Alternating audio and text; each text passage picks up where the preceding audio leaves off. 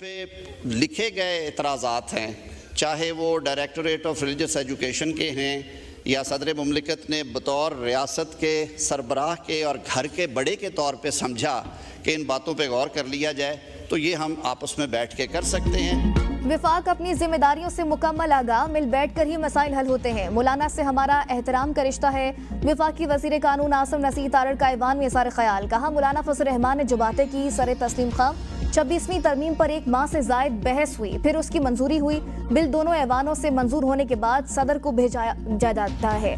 ऐवान मदारिस की बिल की तरमीम के साथ मंजूरी दे दी, फिर सदर के पास बिल मंजूरी का 10 दिन का वक्त होता है। कानून साजी का अमल सदर के दस्तखत से मुकम्मल होगा। आपके खदशात काबीना इजलास में भी रखूंगा। हमेशा कहा, पारा चनार के मामले पर सियासत नहीं होनी चाहिए। विफाकी हुकूमत खैबर पख्तूनख्वा की सूबाई हुकूमत से राबते में है।